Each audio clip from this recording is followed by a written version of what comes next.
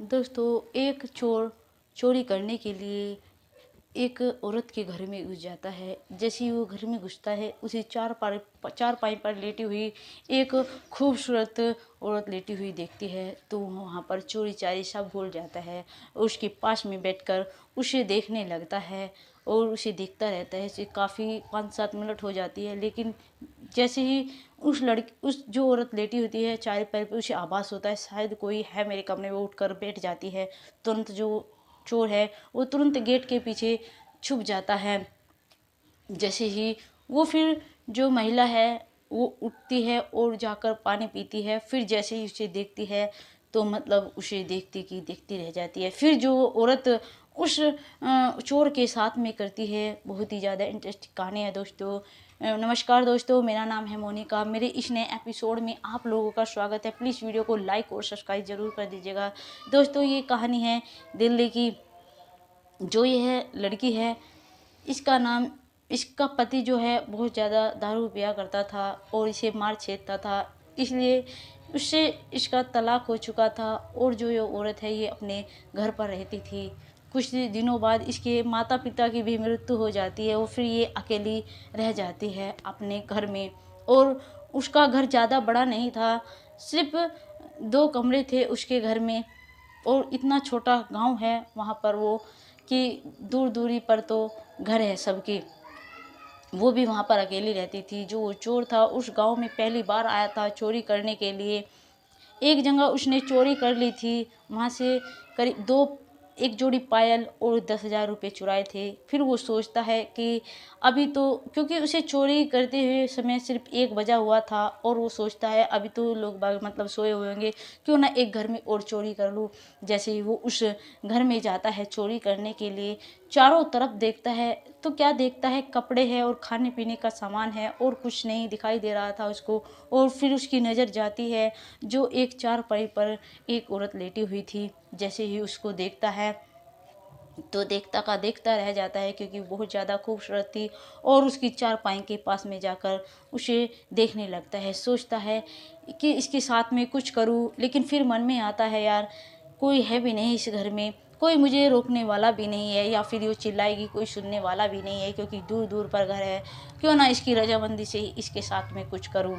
इसलिए उसके कभी पैर पे हाथ लगाता है, कभी उसके हाथ पे हाथ लगाने लगता है, कभी इसकी पीठ पर। लेकिन ऐसे ही कि एकदम से आँख खुल जाती है। जो चोर था एकदम उठकर गेट के पीछे छुपक जाता है। और फिर जो वो औरत होती है उसे लगता है शायद कोई तो था यहाँ पर। देखो दोस्तों, उस औरत का नाम कविता होता है, और जो वो चोर था उस चोर का नाम मोहित होता है। और जो कविता होती है वो तुरंत जाती है मतलब पानी पीने के लिए, क्योंकि उसका गला सूख चुका होता है। इतना तेज़ी से उसे डर लगता है। पानी पीने के बाद में फिर अपनी चारपाई पर आकर लेट जाती है। जो वो चोर था उसे डर लग रहा था, कहीं अगर इसने मतलब मुझे देख लिया तो ये शोर कर देगी, इसलिए वो देखता है ये तब सो जाएगी तब इसके करीब जाऊंगा। लेकिन जैसे ही उसकी आँख लगने लगती है, उधर उस चोर की भी गेट के पीछे पीछे आँख लगने लगती है। वो भी गहरी नींद में सो जाता है, क्योंकि काफ़ी देर से जगा हुआ था और उस पर वहाँ पर 2 बज चुके थे। फिर तो उसे नींद आनी थी, इतनी गहरी नींद आती है उसको। वो औरत तो जो कविता होती है सुबह उठकर झाड़ू करने लगती है, बाहर झाड़ू लगाती है पहले जाकर। फिर जो है एक औरत आती है सामने से, वो कहती है कि देखो कोई उसके मोहनदास जो है उनके यहाँ पर चोरी हो गई है, देखो तुम अपना ध्यान रखना, तुम अकेली रहती हो यहाँ पर, कहीं तुम्हारे घर में तो कोई चोर नहीं आया है। क्योंकि उसकी ढूंढ पड़ रही है, क्योंकि कैमरे में जो दिखाया है, क्योंकि चोर आता हुआ जरूर दिखा है लेकिन जाता हुआ नहीं दिखा है। तुम अपना ध्यान रखना। तो मतलब कविता को एकदम डर सा लगता है। उसे लगता है कि शायद मेरे कमरे में भी रात तो कोई आया था, क्योंकि मुझे एकदम ऐसा लगा था, आज से पहला तो ऐसा नहीं लगा है। फिर वो जो तुरंत है अपने घर के अंदर जाती है और वहाँ पर देखने लगती है कहीं यहाँ पर तो वो चोर छुपा हुआ नहीं है। जैसे ही यह सब देखती है, वो अपने कमरे के चारों तरफ देखती है। उसे पहले कुछ नहीं दिखाई देता, लेकिन जैसे ही कमरे के अंदर देखती है तो देखती है गेट के पीछे कोई सोया हुआ हो। तुरंत डर जाती है और तुरंत जैसे बाहर जाती है, लेकिन उस चोर की एकदम से आँख खुल जाती है। वो जो चोर था वो देखता है, मतलब वो भी डर जाता है और कहता है कि प्लीज़ मुझे बचा लीजिए। मुझे बचा लीजिए वरना मुझे ये लोग छोड़ेंगे नहीं। लेकिन वो कहती है, जो कविता होती है, कि तुमने ऐसा क्या किया है और तुम चोरी कर रहे हो। तुमने एक के यहाँ से जो मोहन है वहाँ से 3 लाख रुपए चुरा लिए हैं और तुम्हें अट्टे कट्टे हो, चोरी करते हो, तुम्हें शर्म नहीं आती चोरी करते हुए। और मैंने भी रात में देखा था कि तुम मेरे करीब बैठे हुए थे, छेड़खानी कर रहे थे, क्योंकि मुझे सोते हुए ऐसा आभास हुआ था तुम मेरे साथ में कहीं कुछ गलत करना चाह रहे थे। वो उसके पैर पकड़ने लगता है, हाथ जोड़ने लगता है कि प्लीज़ मुझे बचा लीजिए।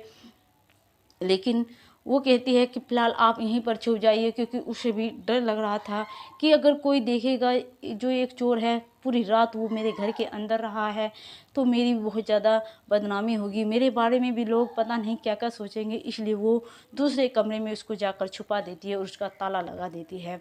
जो उसके पास में कुछ महिला आती थी, उसको आकर कहती है कि देखो, एक चोर है जो इस घर से अभी इस गांव से बाहर नहीं निकला है, क्योंकि जो मेन गेट है वहाँ के कैमरे चेक किए हुए है, वो अंदर आता हुआ दिखाई दिया है, जो कि उसने मुंह बांध रखा है, लेकिन बाहर जाते हुए दिखाई नहीं दिया है। अभी फ़िलहाल वो उसी गांव में है। सब लोग जो है उसको ढूंढ रहे हैं, डांडी लाठी और डांडी लेकर। लेकिन तुम अपना ज़रा ध्यान रखिएगा, कहीं तुम्हारे घर में आके ना घुस जाए। फिर जो उस महिला उसे कह रही थी, उसकी नज़र पड़ती है, वो कहती है, कविता, तुमने आज इस कमरे का ताला क्यों दे रखा है। तो मतलब वो पहले तो डर सी जाती है और फिर कहती है कि देखो, मैं अकेली रहती हूँ और इस कमरे में लेटी हुई, अगर वो चोर इस कमरे में आकर घुस गया तो फिर मुझे पता भी नहीं चलेगा, इसलिए मैंने पहले इस कमरे का ताला दे दिया है और इस कमरे में मैं लेटी हुई हूँ। इस तरह से वो जो औरत है वो कहती है कि देखो, चौकस रहना, और वो चली जाती है। फिर जो उसको वहीं पर चोर को पूरा दिन हो जाता है, वो उसको चाय पानी देती है, खाना खिलाती है, और फिर जैसे ही शाम होती है उस चोर से कहती है कि देखो, अब तुम यहाँ से निकल जाओ, अब रात हो चुकी है। लेकिन वो कहता है मैं चला जाऊंगा। लेकिन वो कहते हैं कि तुमने 3 लाख रुपए, तभी कविता कहती है तुमने पूरे 3 लाख रुपए उस घर से चुराए हैं। वे आखिर 3 लाख रुपए तुमने रखे कहाँ कहाँ हैं और क्या करोगे उन 3 लाख रुपए का। उधर वो जो लड़का होता है वो कहता है कि देखो, मैंने 3 लाख रुपए नहीं चुराए हैं, पूरे 10,000 रुपये और ये पायल है, और ज़्यादा मैंने कुछ नहीं चुराया है उस घर से। लेकिन फिर तुम जानते ही होगे, चोरी होगी अगर 100 रुपये की, तो आदमी 200 रुपये कहेगा कि मेरे 200 रुपये खो गए हैं। इस तरह से मतलब डबल बताते हैं। लेकिन वो तो कई दुगना बता रहा था। लेकिन वो कहते हैं कि देखो, तुम चोरी क्यों कर रहे हो। वो कहता है कि चोरी मैंने पहली बार चोरी की है, और फिर मुझे लत लग गई थी जुए की, और जुए में जो सब कुछ मैं अपना हार चुका हूँ, मेरे ऊपर कर्जा भी हो चुका है, इसलिए मैंने सोचा कि चोरी का रास्ता अपनाया और पहली बार चोरी करने के लिए आया था। वरना मैं कोई पहले से कोई चोर नहीं हूँ, या फिर काफ़ी दिन हो गए मुझे चोरी करते हुए। तो वो महिला कहती है, कविता देखो, तुम चोर नहीं हो, चोरी करना अच्छी बात नहीं है। देखो, एक न एक दिन तुम ज़रूर पकड़े जाओगे, और तुम्हारी इतनी ज़्यादा बदनामी होगी तुम्हारे परिवार वालों की। देखो, ये सब अच्छा नहीं है। अगर तुमने ये सब कर ही दिया है, मेहनत करो, मजदूरी करो और अपना पैसा जो है वो उतारो। ये सब रास्ता ठीक नहीं है। मतलब उसे ज्ञान देने लगती है, उस चोर के दिमाग में भी बैठ जाती है, क्योंकि उस चोर को भी उस लड़की को देखकर मतलब उसके मन में भी कुछ हो रहा था कि इतनी अच्छी औरत है, इतनी अच्छी महिला है, इसने मुझे बचाया है, यहाँ तक कि किसी को बताया भी नहीं। इसकी चाहती तो ये मुझे सौंप सकती थी, और वे लोग मुझे मार पीटते और फिर बाद में जाकर पुलिस को सौंप देते। पता नहीं मुझे कितने दिनों की सज़ा होती। फिर वो जो लड़का है उसके पैर पड़ने लगता है। पैर पड़ने के बाद में उसे कहता है कि मैं आज के बाद चोरी छोड़ दूंगा। उसे कहकर चला जाता है, और फिर जो उसने वहाँ से चोरी की थी पायल और 10,000 रुपये सोहन के यहाँ पर जाकर दे देता है। फिर अगले दिन सुबह ही रुक कर उतरता है कि जो चोर चोरी कर कर ले गया था वो वापस इनके घर में धर गया है। पता नहीं कौन चोर था, पहले चोरी की और फिर बाद में धर गया इनके घर पर आकर। फिर जो कविता होती है वो भी जाती है उनके घर पर देखने के लिए। देखती है वही पायल है और 10,000 रुपये रखे हैं।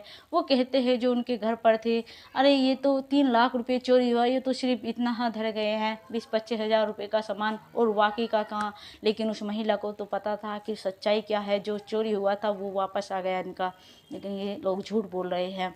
उधर जो कविता होती है वो उसके बारे में सोचने लगती है कि कैसा चोर था। मतलब पूरे दिन रहा रात रहा, और मेरे साथ में चाहता तो वो कुछ कर भी सकता था, लेकिन उसने ऐसा कुछ नहीं किया। शायद उस चोर के अंदर इंसानियत थी, वो यही सोचती रहती थी। अजीब चोर था। उधर जो वो लड़का होता है वो भी एक कंपनी में जाकर लग जाता है और धीरे धीरे अपना कर्जा उतारना शुरू कर देता। सुंदर उधर कर्जा उतारता है और उधर वो भी कविता के बारे में सोचने लगता है कि कितनी अच्छी महिला है और अकेली रहती है, और फिर चाहती तो वो मुझे उन लोगों के हाथ में सौंप सकती थी और पता नहीं मुझे कितने दिनों की जेल हो जाती। वो उसके बारे में सोचता रहता है। जब उसका सारा कर्जा उतर जाता है फिर वो उस गांव में जाता है घूमने के लिए, ताकि एक झलक उस महिला की दिख जाए। लेकिन तभी वो अपने आंगन में झाड़ू लगा रही थी, तभी कविता की नज़र भी सुंदर पर पड़ जाती है। सुंदर की नज़र भी कविता पर पड़ती है, क्योंकि सुंदर तो आया था ही उसको देखने के लिए। तो जो वो एकदम मुस्कुरा देती है। उसका मन तो करता है कि भाग कर हक कर लूँ, लेकिन उधर सुंदर भी सोच रहा था, लेकिन ऐसे जा भी नहीं सकता था, क्योंकि लोग क्या सोचेंगे, कहीं ये अकेली रहती है, कुछ गलत ना निकाल ले, मतलब ना निकाल ले। इसीलिए उसको इशारों में कहता है कि मैं तुमसे मिलना चाहता हूँ और आप बाहर बाजार में चलिए। वो समझ जाती है। वो तुरंत अपना छोटा सा जो बैग था वो वहाँ से लेकर चल देती है। फिर एक रेस्टोरेंट में जाता है वो लड़का, क्योंकि वो उसके पीछे पीछे जा रही थी, वो भी जाती है उसके पीछे पीछे। वो रेस्टोरेंट में उड़ जाता है वो भी। फिर वहाँ जाकर दोनों जब मिलते हैं, जो लड़की होती है उसे देखकर पहले तो बहुत खुश होती है, फिर उसकी आंखों में आंसू आ जाते हैं। वो कहते हैं आखिर तुमने कभी मेरे बारे में क्या मुझे याद भी नहीं किया, और इतनी 2 साल के बाद आए हो। जो लड़का है वो कहता है जैसा तुम सोच रही हो मेरे मन से भी कभी तुम नहीं गई, मेरे ख्यालों से एक पल के लिए भी तुम मुझसे दूर नहीं हुई हो। लेकिन सारा कर्जा सब उतार कर तब आया हूँ, एक कंपनी में जॉब करता हूँ, वहाँ पर मेरी 25,000 रुपये सैलरी है। अगर तुम मुझे ना मिलती उस रात, शायद मैं एक चोर बन चुका होता, कहीं आज सलाखों के पीछे होता, कहीं पर तो मैं पकड़ा जाता। लेकिन तुमने मुझे इतनी अच्छी शिक्षा दी कि मेरे दिमाग में बैठ गई। मैंने तब से ही सोच लिया था मेहनत करूँगा, मजदूरी करूँगा, लेकिन चोरी नहीं करूँगा। और तुम्हारा ख्याल भी मेरे मन से नहीं उतरता था। लेकिन इस तरह ही बात करते करते उन्हें वहाँ पर 1 घंटा हो जाता है। लेकिन जो फिर लड़का होता है सुंदर, वो कहता है कविता से मैं तुमसे एक बात करना चाहता हूँ और इसीलिए मैं यहाँ पर आया हूँ, क्या तुम मुझसे शादी करोगी? लेकिन कविता जैसे ही ये बात सुनती है वो खुश हो जाती है, क्योंकि वो भी मन ही मन सुंदर को चाहने लगी थी। उसका इंतजार था उसे कि कहीं वो मुझे दिख जाए। वो उसे हाँ कह देती है। जो सुंदर है वो उसे एक मंदिर में जाकर शादी कर लेता है, क्योंकि सुंदर का भी कोई नहीं था। जो उसका एक भाई था वो अलग रहता था, उस सुंदर से कोई मतलब नहीं रहता था, क्योंकि सुंदर को कोई समझाने वाला भी नहीं था कि वो सही रास्ते पर जा चुके, उसके माँ बाप भी मर चुके थे, वो गलत रास्ते पर चल चुका था। लेकिन उसे एक लड़की ने जाकर, जो कविता है, सही शिक्षा दी, उसके दिमाग में बैठ गई और वो एक अच्छा इंसान बन गया। और फिर दोनों ने जाकर शादी तो कर ली थी और फिर दोनों अच्छे से जीवन गुजारने लगते हैं। दोस्तों, वे आज भी इतने अच्छे से जीवन गुजार रहे हैं। वो उसको हर सुख देता है, अपनी पत्नी की हर इच्छा पूरी करता है। उनके आज एक बेटा है। दोस्तों, कमेंट में ज़रूर बताइएगा कि हमारी ये कहानी आपको कैसी लगी है। नमस्कार दोस्तों, जय हिंद, जय भारत।